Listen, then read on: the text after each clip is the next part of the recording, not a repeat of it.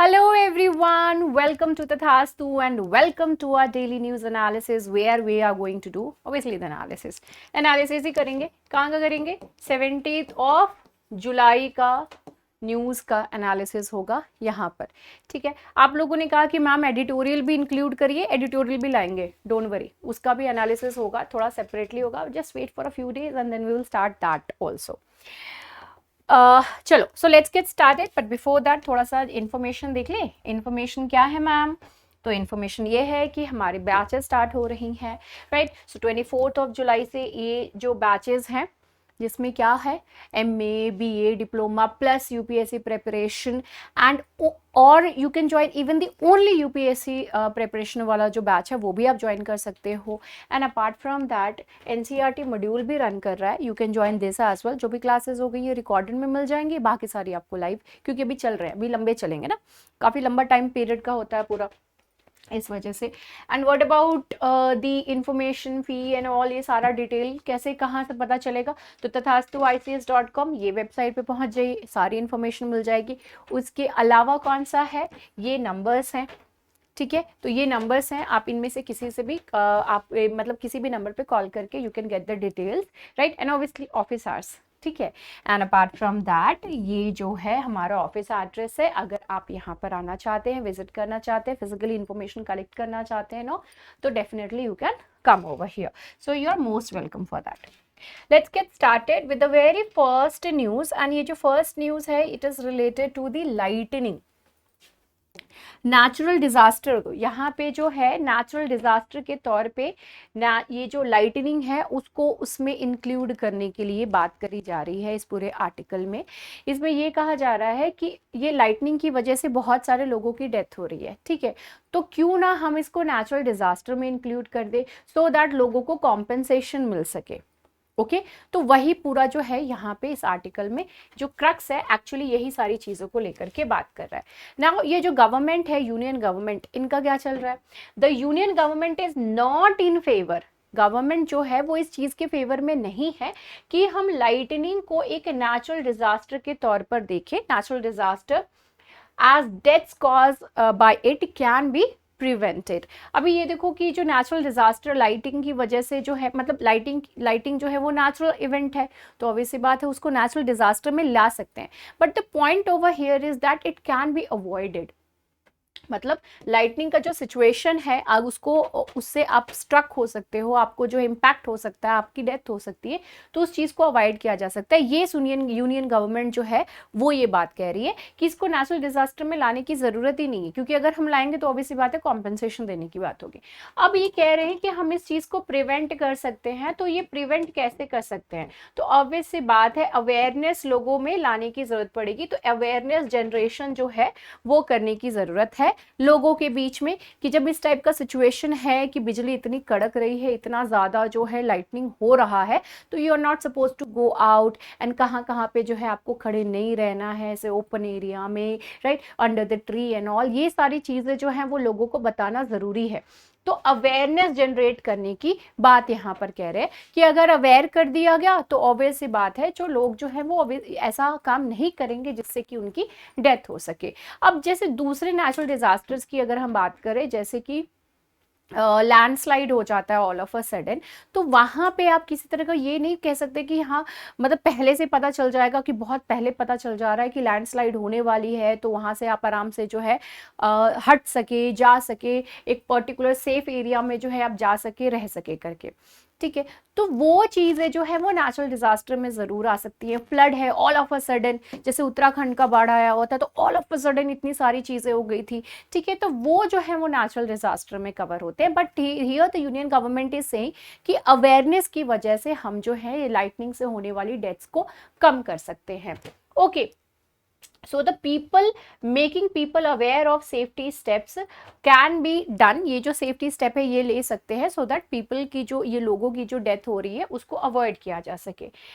India जो है वो दुनिया के 5 ही ऐसे देश हैं, India is among only 5 countries in the world that has an early warning system. ठीक है, दुनिया में 5 ही देश है जिनके पास अर्ली वार्निंग सिस्टम है, किस चीज से रिलेटेड, लाइटनिंग को लेकर के। तो लाइटनिंग की भी फोरकास्ट हो जाती है कि भाई यहाँ पर जो है ऐसे हो सकता है सिचुएशन, तो इस वजह से आप जो है सुरक्षित रहे, सही से रहे, घर पर रहे। ओके, तो ये जो पॉइंट है यहाँ पे ये जो कहा गया है कि इंडिया वही 5 देश, मतलब दुनिया में से 5 ही ऐसे देश है जहाँ पे लाइटनिंग का फोरकास्ट करने की जो है वो सुविधा है, and it is available from 5 days up to that of the 3 hours, 5 दिन पहले से लेकर के 3 घंटे पहले तक का इंफॉर्मेशन जो है आपको फोरकास्ट हो जाएगा। इतना एक्यूरेटली जो है इंफॉर्मेशन ये प्रोवाइड करते हैं, इतना अच्छे से इंफॉर्मेशन प्रोवाइड करती है इंडिया। तो ये एक बहुत ही अच्छी बात है। तो ये जो चीज है यही बात कह रहा है कि हम तो पहले से इन सारी चीजों के बारे में बता दे रहे हैं, राइट। एंड अगर आप अपनी तरफ से सतर्क रहेंगे तो डेफिनेटली कोई भी जो है फेटल इशू जो देखने को मिल रही है वैसा नहीं होगा। ओके, अब जहां पे बात आती है बिहार और वेस्ट बंगाल की, ये जो 2 स्टेट्स हैं, both of these states are actually demanding कि लाइटनिंग को जो है हम इसको इंक्लूड करें, इनको लाइटनिंग की वजह से जो डेथ्स हो रही हैं इनको इंक्लूड करें नेचुरल डिजास्टर के अंदर हम लेकर के आए, सो दैट इनको कॉम्पेंसेशन मिले, इनकी फैमिली को इस चीज को लेकर के। वंस दिस इज नोटिफाइड, एक बार जो है अगर ये चीज हो गई कि हम जो है इसको अगर नेचुरल डिजास्टर के अंतर्गत ले करके आ जाते, इसको नोटिफाई कर दे, तब क्या होगा, this the victims will be entitled to compensation from the state disaster response fund. तो ये जो फंड मतलब पैसे भी जो कॉम्पेंसेशन देने की बात है, ये कहां से आएगी, this is also very important, that is SDRF, state disaster response fund जो है इनके द्वारा ये मिलेगी। लेकिन इसमें पॉइंट ये है कि इसमें 75% यानी 75% जो फंडिंग है, इसमें जो पैसा आता है, that is for the centre, that comes from the centre, वो सेंटर गवर्नमेंट जो है वो देती है। Centre makes 75% of the contribution to the SDRF। 75% जो है यहाँ पर कौन देती है, सेंटर गवर्नमेंट देती है। ओके, तो इस वजह से तो अगर हम लाइटनिंग को भी नेचुरल डिजास्टर के अंतर्गत लेकर के आएंगे, सो ये जो सेंट्रल गवर्नमेंट है उनके ऊपर एक एक्स्ट्रा प्रेशर पड़ जाएगा to provide this much of amount. अब जिस भी स्टेट में सिचुएशन की वजह से डेथ होगा, तो उतना आप सपोज कि 1 लाख रुपए की अगर कॉम्पेंसेशन से 75,000 जो है इनको देना पड़ जाएगा, राइट। तो ये रीजन है, मनी भी एक रीजन है, ठीक है। Next is the cyclone. अभी यहाँ पे बता रहा है कि SDRF के अंतर्गत, मतलब ये जो नेचुरल डिजास्टर्स जो हैं वो SDRF कौन सी चीजों को कवर करता है। इसका मतलब ये कि नेचुरल डिजास्टर्स में ये सारे के सारे जो है वो नेम इंक्लूडेड है। तो cyclone, drought, earthquakes, fire, flood, tsunami, hailstorm, landslip, avalanche, cloud burst, pest attack, frost and cold wave, इसमें से ये जितनी भी चीजें हैं ये सारी की सारी जो है वो नेचुरल डिजास्टर्स के अंतर्गत आती हैं। इसलिए ये जो स्टेट डिजास्टर रिस्पॉन्स फंड जो है, यहाँ पे इससे हुई अगर कोई दुर्घटना होती है तो वहां पे कॉम्पेंसेशन जरूर प्रोवाइड करी जाएगी। ओके, तो ये सारा पॉइंट है। अभी यहाँ पर हुआ क्या है कि बिहार, ये तो अभी आपको पता चली गया कि वेस्ट बंगाल एंड बिहार के जो मिनिस्टर्स हैं वो बेसिकली इस चीज को लेकर के अपनी वॉइस जो है वो रेस कर रहे हैं।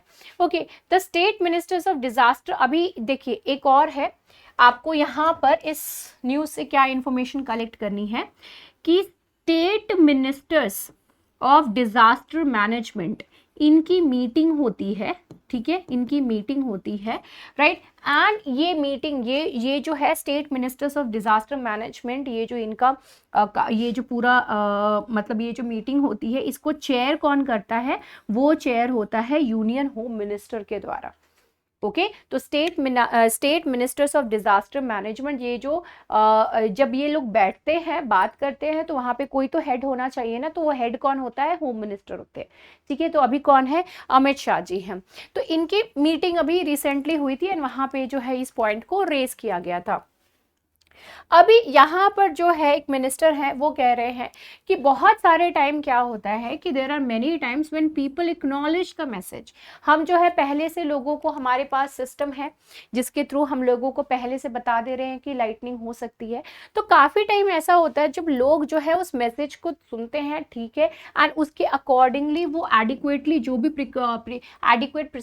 जो भी प्रिकॉशंस होते हैं वो लेते हैं, ठीक है, दे टेक द प्रिकॉशंस।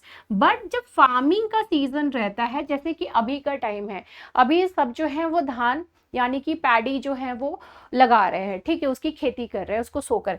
तो अब इसकी वजह से क्या है, जब मैंने खुद ऐसा देखा है, जब ये धान की खेती होती है उसमें क्या होता है कि बारिश हो रही है एंड लोग जो है उसमें ही खेतों में जो सैपलिंग्स होती है इसकी, तो उसको पैडी की, वो उसको उसमें लगा रहे होते हैं, ठीक है। तो वही चीज यहाँ पे कह रहा है कि जब पीक फार्मिंग सीजन का जब पीक टाइम होता है, तो उस टाइम ये सारी जो मैसेजेस हम फॉरवर्ड करते हैं लोगों को, फार्मर्स को, वो इस चीज को अवॉइड करते हैं। Okay, so this is what they are saying कि ये इग्नोर कर देते हैं वार्निंग्स को। एंड ये होने के पीछे की वजह क्या है, because they are very poor, some of them are receptive but it is the poorest who bear the brunt. तो यहाँ पे होता गया है, जो बेचारे गरीब लोग हैं वो एक्चुअली इस चीज का कष्ट इनको होता है, क्योंकि अब यहाँ पे जो है या तो पेट देख लो या तो जान देख लो, दोनों ही चीज, अब दोनों ही, अब खाली रहेगा पेट तो वैसे भी नहीं जीवित रहना है। तो ये बहुत ही बड़ा जो है गरीब लोगों के लिए एक शब्द नहीं है कि मैं क्या मतलब इस चीज को किस तरीके से आप लोगों को जताऊं कि ये बहुत ही मुश्किल डिसीजन होता है actually. National crime records bureau, that is the NCRB, इनकी डेटा के अनुसार लाइटनिंग स्ट्राइक की वजह से 2021 में 2880 लोगों की डेथ हुई थी। ओके, तो लगभग 3000 लोगों की डेथ हुई थी 2021 में। अभी अगर हम एक्सीडेंटल डेथ कॉज की अगर बात करें, फोर्सेस ऑफ नेचर के हिसाब से अगर हम देखें, तो 40% जो डेथ है वो लाइटनिंग की वजह से हुई है। Okay, this actually the deaths made up 40% of all accidental deaths caused by the forces of nature. तो ये पॉइंट यहाँ पर जो है ये लोग रेज कर रहे हैं। लेकिन अभी रिसेंटली जो है एक प्रेजेंटेशन प्रेजेंटेशन दी गई थी director general India meteorological department, that is IMD के जो डायरेक्टर जनरल हैं उनके द्वारा national platform for disaster risk reduction conference में उन्होंने एक प्रेजेंटेशन दिया था। और वहां पे इस कॉन्फ्रेंस में उन्होंने कहा था कि ये जो फ्रीक्वेंसी है लाइटनिंग की जो फ्रीक्वेंसी है ये सबसे ज़्यादा कहाँ पर है, इन्होंने बताया कि जो ये नॉर्थ ईस्टर्न स्टेट्स हैं और जो बंगाल, सिक्किम, झारखंड, उड़ीसा और बिहार का रीजन जो है, यहाँ पे सबसे ज़्यादा लाइटनिंग की सिचुएशन जो है वो देखने को, मतलब सिचुएशन क्या, सबसे ज़्यादा फ्रीक्वेंसी में यहाँ पे लाइटनिंग होती है। ठीक है, ये वाले रीजन जो हैं ये सारे यहाँ पर ऐसा होता है। But the number of deaths is higher in the Indian states, that of the MP, Maharashtra, Chhattisgarh and Odisha.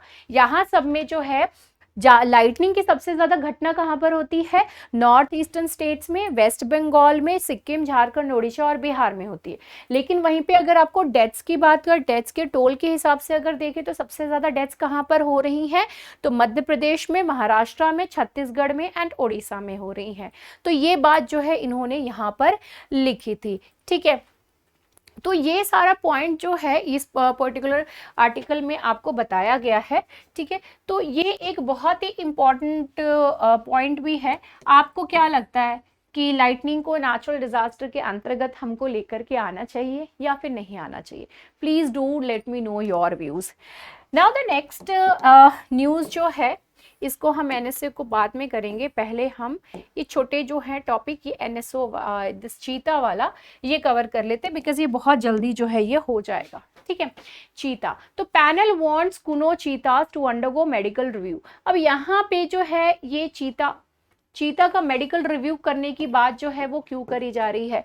देखिए, हम जो एनिमल्स को है ट्रैक करते हैं कि ये कहाँ पे इनकी मूवमेंट्स एंड ऑल सेफ है कि नहीं, मूव हो रहे हैं कि नहीं हो रहे हैं, तो इनको हम गले में क्या पहनाते हैं, ये एक जो पट्टी टाइप जो होती है हम इसको पहनाते हैं, ठीक है। तो this is what is actually bag, ये जो कॉलर्स जो है ये इनको हम गले में पहनाते हैं and this actually helps us in order to track these animals, उनको ट्रैक करने में हमको आसानी पड़ती है, राइट। अभी रिसेंटली कुनो नेशनल पार्क, वो कहाँ पे है कुनो नेशनल पार्क? तो कुनो नेशनल पार्क मध्य प्रदेश में है।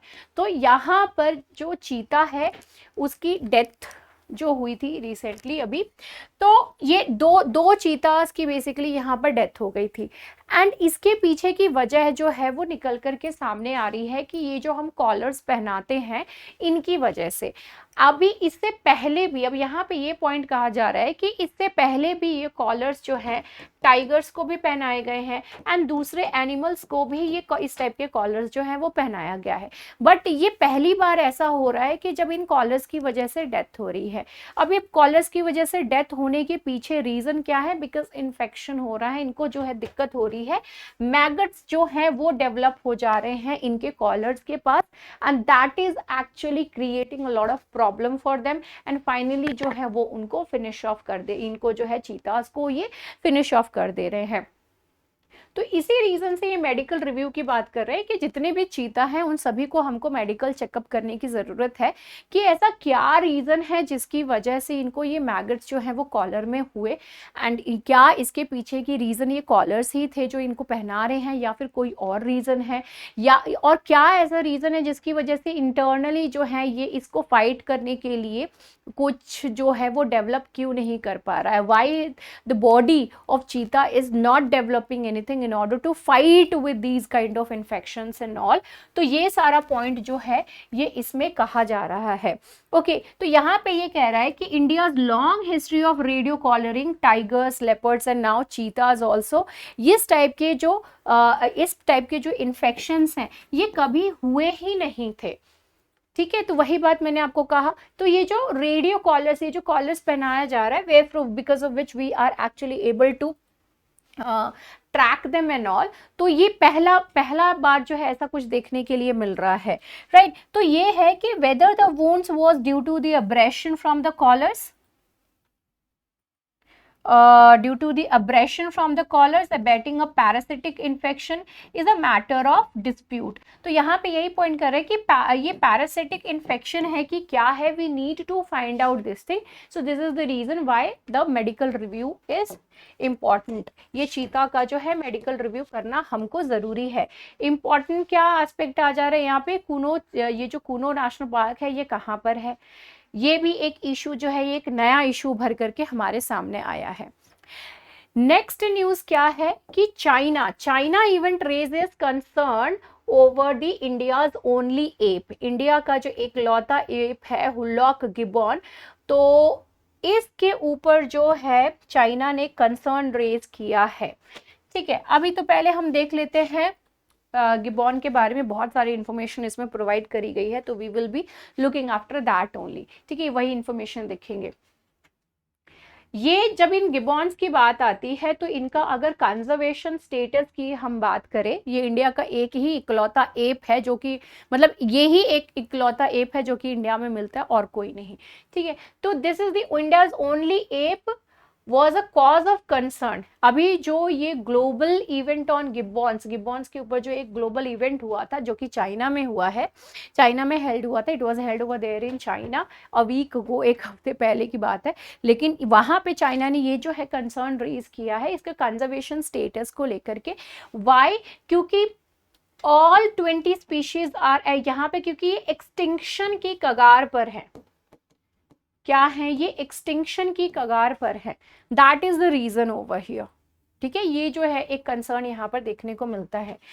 Gibbons the smallest and fastest of all apes, जितने भी एप्स हैं उसमें ये सबसे छोटे हैं, सबसे फास्टेस्ट हैं, एंड ये रहते कहाँ हैं, इनका लोकेशन क्या है, तो ये ट्रॉपिकल और सब ट्रॉपिकल फॉरेस्ट एरिया जो है south eastern, in the south eastern part of the Asia, वहाँ पे दे एग्जिस्ट। तो इनका लोकेशन, एक तो इनका फीचर हो गया, स्मॉलेस्ट है एंड फास्टेस्ट है, ठीक है, एक फीचर हो गया। दूसरा इनका लोकेशन हो गया, लोकेशन कहाँ है, tropical and subtropical region में रहते हैं, साउथ ईस्टर्न, मतलब tropical and subtropical obviously forest में ही रहते हैं, and south eastern parts of Asia में रहते हैं।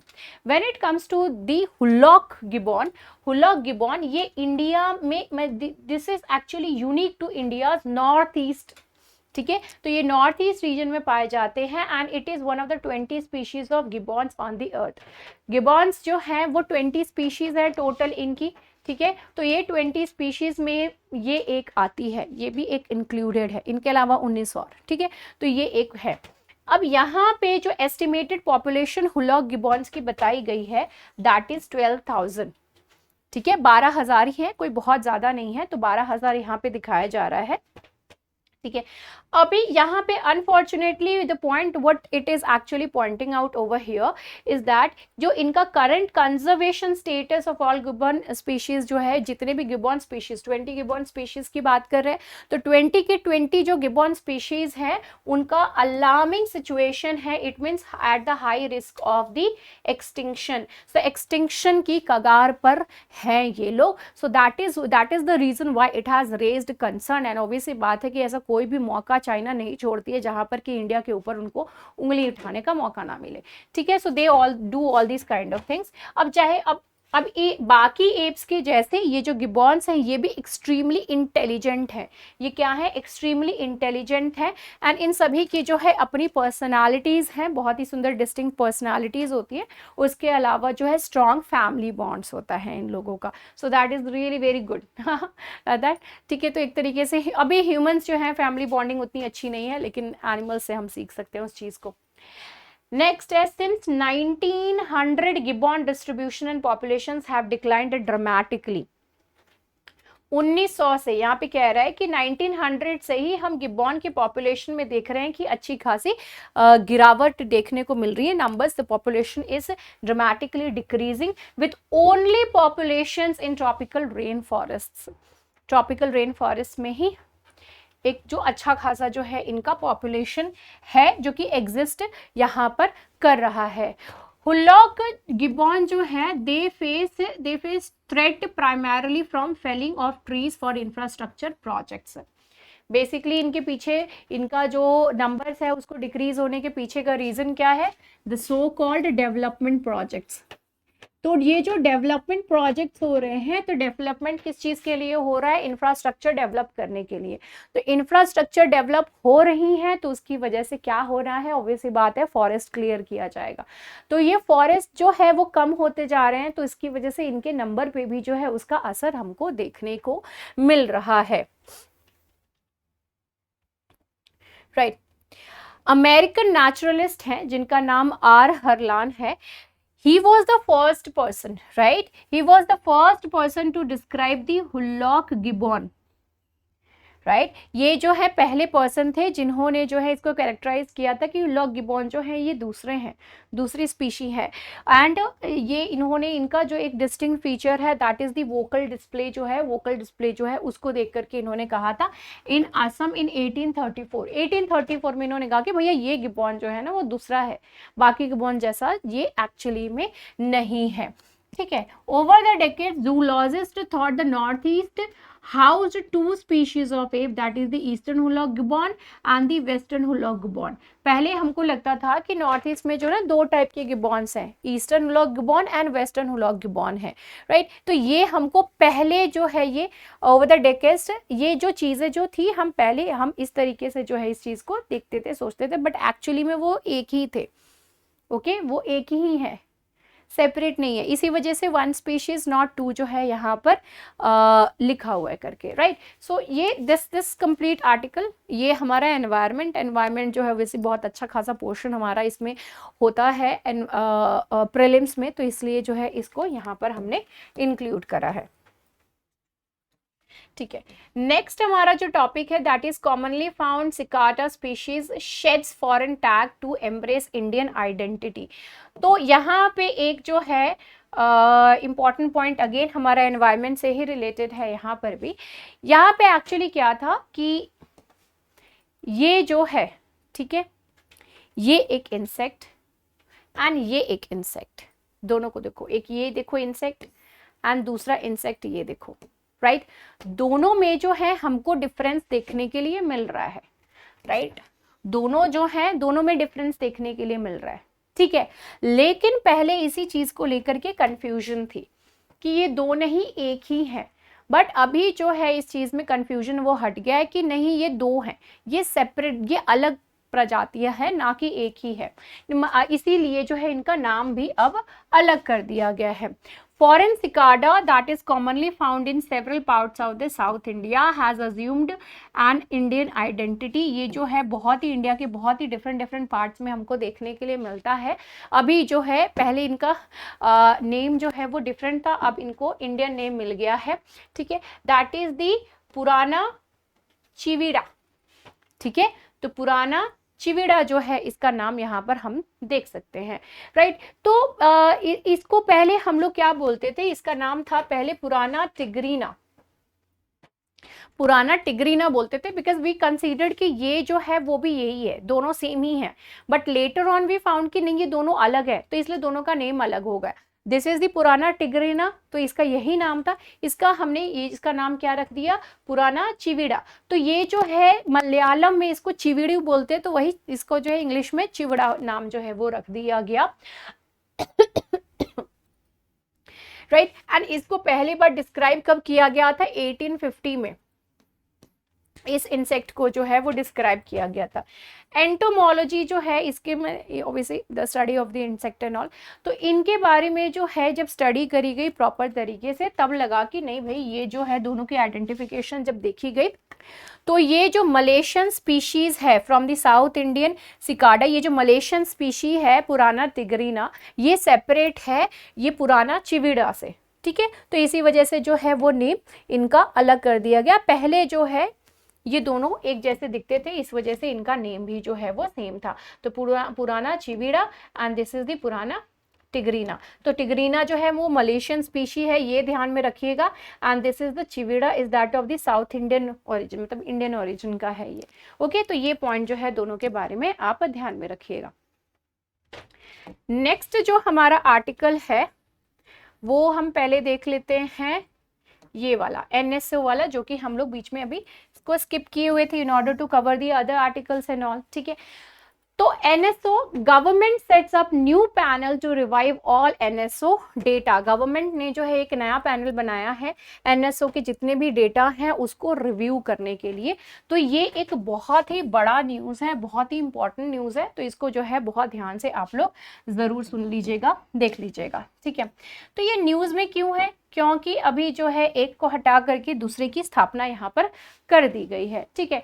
तो ministry of statistics and programme implementation that is MOSPI, इन्होंने जो है रिसेंटली इंट्रोड्यूस किया है, it will be replaced by इसको जो है the ministry of statistics and programme implementation has introduced a change by replacing standing committee on economic statistics जो है इसको रिप्लेस कर दिया है।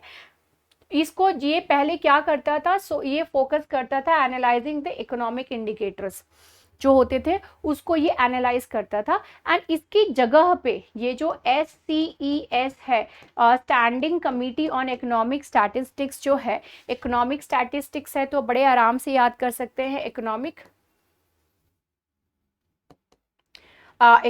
इंडिकेटर्स, ठीक है। इकोनॉमिक इंडिकेटर्स जो है उसकी ये एनालिसिस करता था, उसको एनालाइज करता था, राइट। अभी इनको इन्होंने रिप्लेस कर दिया किस चीज़ से, स्टैंडिंग कमिटी ऑन स्टैटिस्टिक्स से। सो स्टैंडिंग कमिटी ऑन स्टैटिस्टिक्स जो है इससे इन्होंने जो है वो रिप्लेस कर दिया। अभी इसी के बारे में हम पढ़ेंगे कि क्यों, क्या एंड ऑल, वो सारी चीज़ें we will be seeing in this particular news itself. 1999 में ministry of statistics and programme implementation जो है इसको एस्टैब्लिश किया गया था as a separate ministry. Statistics and programme implementation बहुत ही इंपॉर्टेंट है, डेटा एंड प्रोग्राम का इम्प्लीमेंटेशन, ठीक है। तो ये एक इंडिपेंडेंट मिनिस्ट्री के तौर पे जो है इसको एस्टैब्लिश किया गया था थ्रू, अब इसको क्या, दो जो डिपार्टमेंट्स हैं उसको अमेलगमेट करके, डिपार्टमेंट ऑफ स्टैटिस्टिक्स है और डिपार्टमेंट ऑफ प्रोग्राम इम्प्लीमेंटेशन है, दोनों को, statistics department and programme implementation department, दोनों को ही मर्ज कर दिया गया और ये जो मिनिस्ट्री है ये बना दी गई। ठीक है। एंड ये जो मिनिस्ट्री है इसको दो डिविजन्स में बाइफर्केट किया गया है, डिवाइड किया है। एक है जो कि डेडिकेटली स्टैटिस्टिक्स को देखता है एंड जो दूसरा है वो प्रोग्राम इम्प्लीमेंटेशन को देखता है, ठीक है। तो एक नाम में ही है, नाम में ही है, एज सच आपको रिमेंबर करने की जरूरत नहीं, याद करने की। एक तो स्टैटिस्टिक्स के लिए है, दूसरा है प्रोग्राम इम्प्लीमेंटेशन के ऊपर जो है वो फोकस करता है। Okay, this is the scene, ठीक है। स्टैटिस्टिक्स विंग जो है इसको नेशनल स्टैटिस्टिक्स ऑफिस यानी कि एनएसए जो है उसके नाम से भी जाना जाता है। Every then and now you must have came across this particular this acronym जो है वो अक्सर आपने देखा होगा, एनएसओ एनएसओ एनएसओ, ठीक है। तो that is the national statistical office. It comprises the Central Statistical Office and Computer Center and the National Sample Survey office, ठीक है, एनएसएसओ। अब ये एनएसओ जो है इसमें सेंट्रल स्टैटिस्टिक ऑफिस जो है सीएसओ आता है, कंप्यूटर सेंटर आता है और एनएसएसओ जो है वो भी आता है। ये तीनों के तीन जो हैं वो इसके अंतर्गत आते हैं। Alongside these wings, National Statistics Commission formed through a resolution form through, इसको जो है बेसिकली एक रेजोल्यूशन के थ्रू इसको बनाया। ये जो नेशनल स्टैटिस्टिकल कमीशन है, ये ऑफिस था, ये कमीशन है, इसको बनाया गया था एक रेजोल्यूशन के through. And the Indian statistical institute, ये जो है ये क्या है, ये एक ऑटोनमस इंस्टीट्यूट है ऑफ नेशनल सिग्निफिकेंस। स्टैटिस्टिक्स पूरा हैंडल कर रहे हैं, ओके। तो स्टैटिस्टिकल इंस्टीट्यूट जो है ये एक ऑटोनमस इंस्टीट्यूट है जो कि ऑफ नेशनल इंपॉर्टेंस है। एंड ये जो ये मिनिस्ट्री है इसकी भी ये जो इसकी भी पार्ट है। तो ये सारा का सारा इंफॉर्मेशन जो है वो आपके लिए इंपॉर्टेंट हो गया, राइट। तो इस मिनिस्ट्री का पार्ट है ये national Indian statistical institute. National statistical commission resolution के थ्रू आया था, okay. Apart from that statistics wing को हम एनएसए को तौर पे भी जानते हैं। एंड इसमें क्या क्या आता है, सेंट्रल स्टैटिस्टिकल ऑफिस आता है, दिस कंप्यूटर सेंटर आता है, नेशनल सैंपल सर्वे ऑफिस जो आती है ये भी इसके अंतर्गत ही आता है। अब ये जो मिनिस्ट्री है इसका फंक्शंस, तो ये बहुत ही की फंक्शंस मतलब परफॉर्म करती है, जैसे कि serves on the central agency responsible for the planned development of the statistical system in India.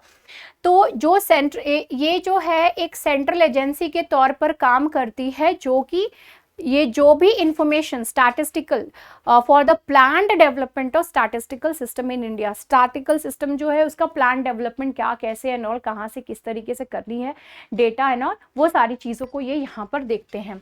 Next है कोऑर्डिनेट्स, जो भी स्टैटिस्टिकल एक्टिविटीज़ होती हैं, जो भी गवर्नमेंट ऑफ इंडिया के अंतर्गत जो मिनिस्ट्रीज हैं, जो डिपार्टमेंट्स हैं, उनके अंतर्गत जो भी स्टैटिस्टिक्स से रिलेटेड चीज़ें हैं उसको कोऑर्डिनेट करना। दूसरा है it prepares national accounts and publishes annual estimates of the national product also। जो नेशनल प्रोडक्ट है उसका account, national account, national level पे अकाउंट एंड पब्लिश उसका जो है एक एनुअल जो एस्टिमेट होता है उसको भी पब्लिश करने का काम जो है यहाँ पर करती है। नेक्स्ट है it maintains communication and collaboration, किसके साथ, इंटरनेशनल स्टैटिस्टिकल ऑर्गेनाइजेशंस जो हैं, जो भी इंटरनेशनल लेवल पे जो है उनके साथ कोलैबोरेट करना एंड कम्युनिकेट करना, जैसे कि यूनाइटेड नेशन स्टैटिस्टिकल डिवीजन इनके साथ, जैसे कि economic and social commission for Asia and Pacific इनके साथ, जैसे कि आईएमएफ के साथ, जैसे कि एडीबी के साथ, जैसे कि एफएओ, आईएलओ और जितने भी इंटरनेशनल लेवल पे स्टैटिस्टिकल ऑर्गेनाइजेशंस हैं उन सभी के साथ जो है कम्युनिकेशन एंड कोलैबोरेशन मेंटेन करना, that is what it does। Next है it compiles and releases the index of industrial production, that is the IIP। आप अक्सर जो है वो न्यूज़ में देखते होंगे, है ना। तो सारा का सारा डेटा यही मिनिस्ट्री जो है इन्हीं के अंतर्गत ये सारी चीज़ें आती हैं। So index of industrial production जो है उनको ये जो भी इंफॉर्मेशन आती है मंथली बेसिस पे जो भी डेटा आता है उसको कंपाइल करना एंड जो है वो डेटा को एक मीनिंगफुल वे में जो है वो सामने लेकर के आना, providing quick estimates of the industrial production. Next is it conducts the annual survey of industries, ASI, archaeological सर्वे नहीं है, ओके। सो इंडस्ट्रियल सर्वे जो है, sorry annual survey of industries जो है उसका ये कंडक्ट करती है, ये जो पूरा सर्वे करना है। एंड ये क्यों करती है? In order to gain the statistical information, किस चीज़ के लिए? ऑर्गेनाइज्ड मैन्युफैक्चरिंग सेक्टर्स जो हैं उनसे रिलेटेड इंफॉर्मेशन कलेक्ट करने के लिए। It provides statistical information to assess and evaluate changes in the growth, composition and structure of the organized manufacturing sector। जो भी statistical information आती है उसको assess करना, उसको evaluate करना, and evaluate करना किन सारी basis पे? growth, composition and structure को लेकर के। लास्ट है, it organises and carries out periodical all India economic census and subsequent enterprise surveys over here। so ये सारा का सारा जो है वो क्या है? this is basically the work of Ministry of Statistics and Program Implementation, इनका जो है ये काम है, ठीक है। नेक्स्ट इसके ऑब्जेक्टिव क्या है? ये जो अभी स्टैंडिंग कमेटी ऑन स्टैटिस्टिक्स जो है इसको अभी एस्टैब्लिश जो किया गया, इसको लेकर के आया गया है, तो इसका ऑब्जेक्टिव क्या होगा? It will establish a new internal oversight mechanism for official data, replacing the standing committee on the economic statistics that was established in 2019। तो 2019 में इसको establish किया गया था, तो उसके बेसिस पे उसके जगह पे इसको लेकर के आया गया है। जो भी official data होगा उसको जो है देखना and mechanized form में जो है उसको लेकर के आना। नीड क्या थी इसकी? This is quite crucial. क्यों? क्योंकि अभी रिसेंटली सिग्निफिकेंट क्रिटिसिज्म जो है वो इंडिया ने फेस करी थी स्टैटिस्टिकल मशीनरी को लेकर के। जो भी जिस तरीके से डेटा जो है वो हम उसको एनालाइज कर रहे थे उस चीज़ को लेकर के, और कहाँ से? Economic advisory council to the prime minister. So prime minister जो है उनसे इकोनॉमिक एडवाइजरी काउंसिल जो है उन्होंने ये कंप्लेन किया था, क्रिटिसाइज किया था कि भाई ये जो है वो सही ढंग से स्टैटिस्टिकल जो हमारी मशीनरी है, ये जो हमारा स्टैंडिंग कमेटी है वो एक्चुअली अच्छे से काम नहीं कर रही है। तो इसी वजह से जो है इसको फिर नया लेकर के आया गया है, राइट। चेयरमैन कौन होंगे? प्रणब सेन जो है वो इनके चेयरमैन होंगे, जो कि इंडिया के पहले चीफ स्टैटिस्टिशियन थे। And he was the former chairman of the national statistics commission also. NSC के जो है वो पहले चेयरमैन भी हो चुके हैं, और ये जो अभी नई कमेटी बन रही है तो इसके भी चेयरमैन रहेंगे। तो ये किस लिए इनको सिलेक्शन? देखिए एक्सपीरियंस जो है वो बहुत ज़्यादा मैटर करती है कि आदमी का जो है वो एक्सपीरियंस किस फील्ड में कितना है, तो एक्सपीरियंस की बात है यहाँ पर। तो he has experience and in the relevant field only, that is the statistics and at really very high level. So that is the reason why it is actually why he has been appointed. Terms of reference की बात अगर करें तो panel can have up to 16, मतलब इसमें जो है कितने लोग? तो 16 मेंबर्स जो हैं वो ज़्यादा से ज़्यादा 16 मेंबर्स इसमें हो सकते हैं। and it will expand its mandate beyond economic data and provide technical advice also to the ministry on various survey aspects। तो टेक्निकल एडवाइस भी जो है किस तरीके से सारा मतलब जो भी हम यहाँ पे बात कर रहे हैं functioning and all, that is everything related to the statistics only. Technical जो है वो कंप्यूटर वाला सिस्टम में मत चले जाइएगा, बहुत सारी चीज़ों में टेक्निकलिटी होती है, ठीक है। तो वो यहाँ पे स्टैटिस्टिक्स की ही बात हो रही है यहाँ पर भी, ठीक है, राइट। सो तो वही पॉइंट जो है यहाँ पर उसको लेकर के बात हो रहा है कि तो टेक्निकल एडवाइस भी दे सकते हैं, which includes the sampling, designing, survey, methodology and the result also. ये सारी चीज़ें जो हैं वो इसमें इन्वॉल्व रहेंगी। तो अब सारा जो है वो डेटा कलेक्ट करके कुछ एक मीनिंगफुल फॉर्म में भी तो लेकर के आना है, right. The committee will identify data gaps.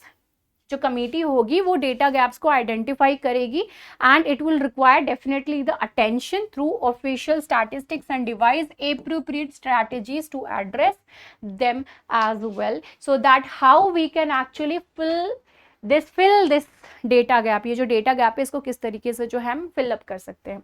It will explore the utilisation of administrative statistics to enhance the quality of data outcomes. So ये जो है एडमिनिस्ट्रेटिव स्टैटिस्टिक्स को यूटिलाइज करना, एनहांस किस तरीके से जो है अपनी जो डेटा है उसको हम किस तरीके से एनहांस कर सकते हैं. तो ये सारी चीज़ें जो है इसमें बेसिकली करी गई हैं.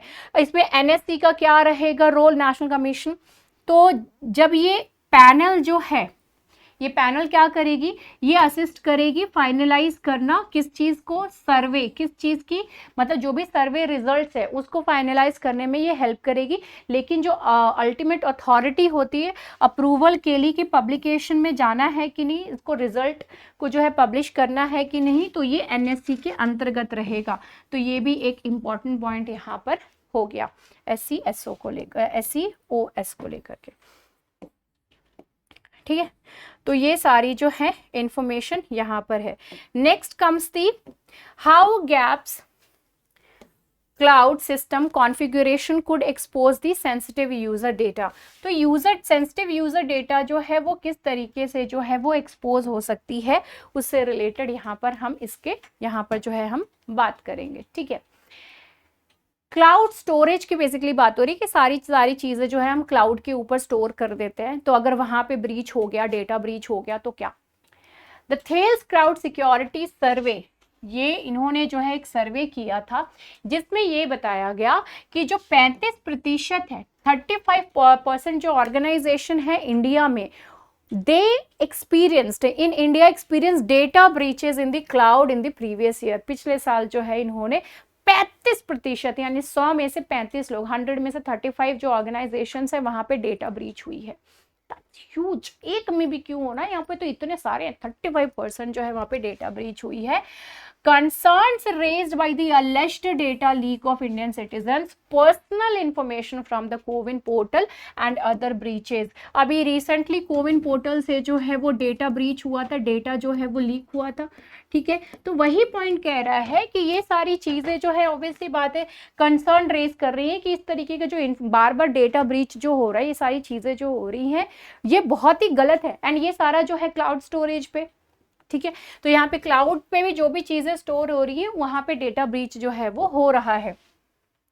तो क्लाउड स्टोरेज के जो है हम जब यूज कर रहे हैं तो डेफिनेटली उसका कुछ बेनिफिट होगा जिसकी वजह से हम यूज कर रहे हैं. ये तो खैर अभी की बात है कि हाँ ये ब्रीचेस हो रही हैं नॉट, बट इसका क्या बेनिफिट है. Cloud storage involves storing digital data. ठीक है, आप जो है डिजिटली डेटा को जो है वो आप सेव कर रहे हो on off site servers maintained by companies, जो कंपनीज है उसको मेंटेन कर रही है, या फिर कोई जो थर्ड पार्टी प्रोवाइडर है वो जो है आपको प्रोवाइड कर रही है. थर्ड पार्टी होगी कोई, वो आपको प्रोवाइड कर रही है कि आपकी मेमोरीज जो है, मतलब आपका जो भी डेटा जो है वो वी विल बी सेविंग. ठीक है, उसको हम सेव करेंगे. कंपनीज जो है वो cloud storage, the companies use cloud storage. अब क्लाउड स्टोरेज जो है कंपनीज इसका इस्तेमाल करती हैं किन सारी चीज़ों के लिए, एक्सेस प्रोवाइड करना हो, स्टोर करने के लिए, डेटा मैनेज करने के लिए, ये सारी चीज़ों के लिए जो है उनको कंपनीज जो है क्लाउड स्टोरेज यूज़ करती है. यहाँ पे स्केलेबिलिटी जो है कि इसका बहुत ही इंपॉर्टेंट एस्पेक्ट हो जाता है. जैसे कि जो ऑर्गेनाइजेशंस हैं टू एक्सपैंड और reduce data footprint as needed, जब भी उनको ज़रूरत है तो डेटा उस हिसाब से उन्होंने फीड किया या फिर उस हिसाब से जो एक बार में उन्होंने वहाँ से हटा भी दिया. तो cloud storage it's not like the cloud जो आसमान में हम लोग क्लाउड में जा करके उसको सेव कर दिया. It's not that actually. It's like कि वो आपके सिस्टम में नहीं कहीं और पे जो है वो एक्चुअली सेव है. When ever you want you can retrieve that. आप जो है उसको रिट्रीव करते हो, आप उसको जो है एक्सेस आपके पास रहेगा and you can see look into that and all. ठीक है, रिस्क क्या एसोसिएटेड है कि ये क्लाउड स्टोरेज को लेकर के. So risk arise from incompatible legacy of the IT systems, weak authentication practices, यहाँ पे जो ऑथेंटिकेट करने की बात होती है वो चीज़ सही से नहीं है, वल्नरेबिलिटीज है क्योंकि थर्ड पार्टी जो है वो डेटा स्टोर कर रही है, तो वहाँ पे वल्नरेबिलिटी ज़रूर आ जाती है कि कोई जो बीच में जो है आकर के डेटा ब्रीच कर सकता है। सिक्योरिटी कंट्रोल्स प्रॉपर नहीं है, ह्यूमन एरर हो सकता है, एंड एनक्रिप्शन की अगर हम बात करें तो वो भी सफिशिएंट नहीं है। So all of these actually leaves the data exposure, मतलब डेटा जो है उसको वो एक्सपोज कर देती है। Challenges with legacy systems and the cloud security over here. Okay, legacy systems may have known vulnerabilities and lack support or upgrades, making them attractive targets for the hackers. तो obvious सी बात है कि जब यहाँ पर इतनी सारी vulnerabilities आपको देखने को मिल रही हैं तो there are always vultures over there. तो यहाँ पर जो है ये vulnerabilities हैं, vultures already बैठे हुए हैं, तो वो vultures कौन हैं? hackers हैं। तो hackers को अटैक मतलब हैकर्स जो है बेसिकली उनको वो जो डेटा है वो एक्सेस करने में ज़्यादा डिफिकल्टी नहीं होती है।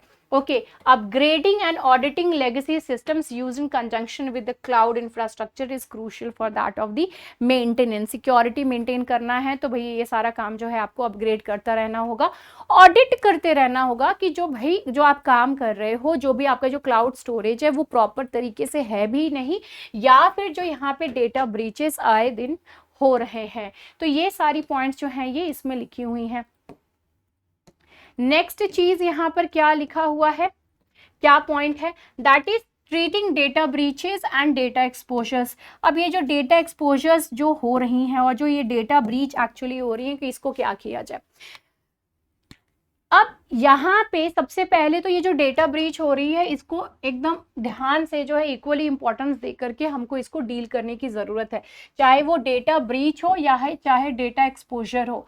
डेटा जो है वो लीक हो सकती है या फिर हो गई है, वो कहने का यहाँ पर पॉइंट है। तो हो सकती है तो उसको भी उतना ही ध्यान से हमको डील करना है जितना कि हो चुकी है। डेटा ब्रीच को हम जितना सीरियसली होकर के डील करते हैं। सो that is what it is saying कि दोनों को ही इक्वल इंपॉर्टेंस देने की जरूरत है। ये दोनों ही जो इंसिडेंट्स हैं they require monitoring in order to safeguard the confidentiality and availability of the sensitive information। तो इनकी कॉन्फिडेंस जो भी सेंसिटिव इंफॉर्मेशन है उसकी कॉन्फिडेंशियलिटी मेंटेन करने के लिए इनकी अवेलेबिलिटी जो है वो ना हो लोगों को, ताकि वो जो है वो डेटा ब्रीच कर दे। तो इस वजह से जो है हमको इस इंसिडेंट पे, इस टाइप के जो इंसिडेंट्स हैं उस पर ध्यान देने की ज़रूरत है। नेक्स्ट है सिस्टम मिसकॉन्फिगरेशंस एंड डेटा एक्सपोजर। मिसकॉन्फिगरेशंस क्या है, कहाँ के लिए बोल रहा है? ये क्लाउड सिस्टम्स के लिए ही बोल रहा है, जैसे कि सर्वर्स हो गए, सॉफ्टवेयर हो गए, इन सब का क्या एक्सपोजर है ना? तो expose user data and compromise security over here. तो ये भी चीज़ों के ऊपर हमको ध्यान देने की ज़रूरत है। जो भी क्लाउड सिस्टम्स है, सर्वर, सॉफ्टवेयर, इन सभी के ऊपर ध्यान देने की ज़रूरत है। जो सिक्योरिटी कॉन्फ़िगरेशंस जो हैं वो इनएडिक्वेट है, so obviously we need to keep a check on that.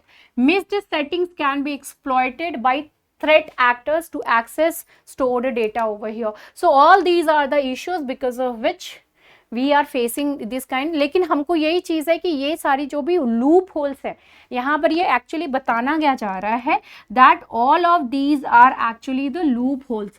तो ये जो लूप होल्स हैं इनको हमको क्या करने की ज़रूरत है?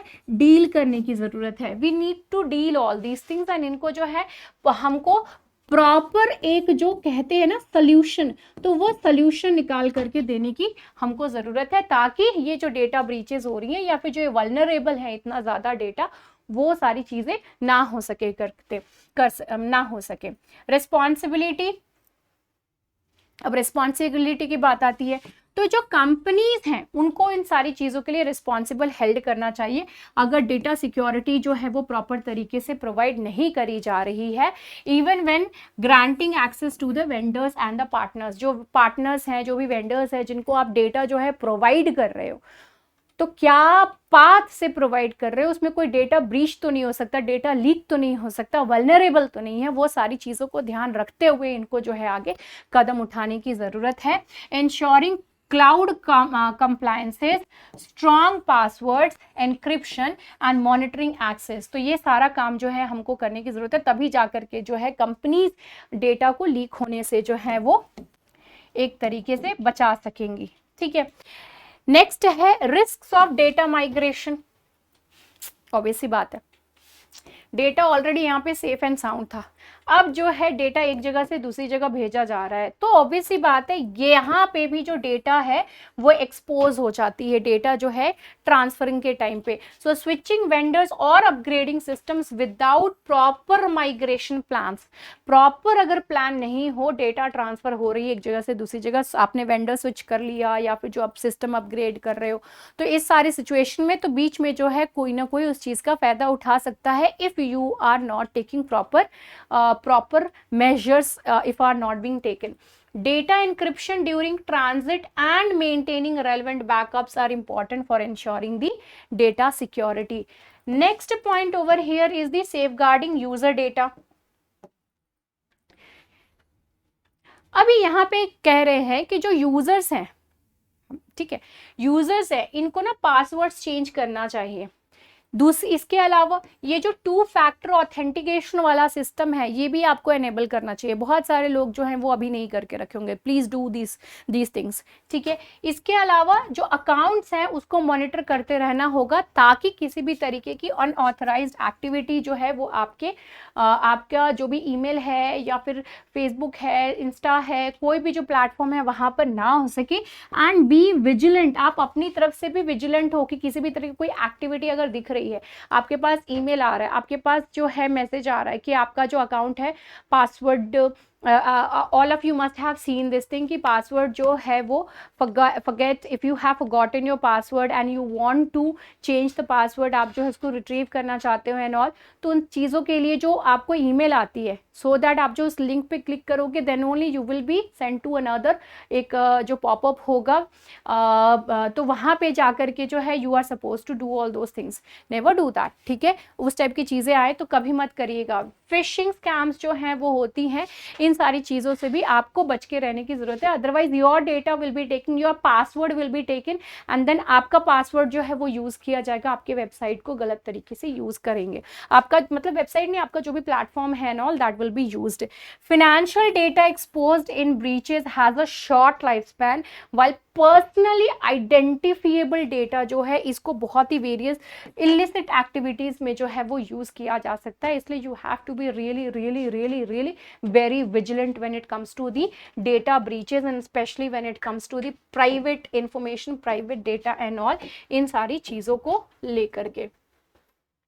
ठीक है, so this is it for our news analysis. I hope आप सभी को जो है वो मज़ा आया होगा, अच्छा लगा होगा। आज मैं थोड़ा डिफरेंट तरीके से प्रेजेंट किया था। डू लेट मी नो कि आपको जो है वो कैसा लगा in the comment section. So if you like it I will continue like this only. Okay, चलो, so see you in the next class, bye bye, good night.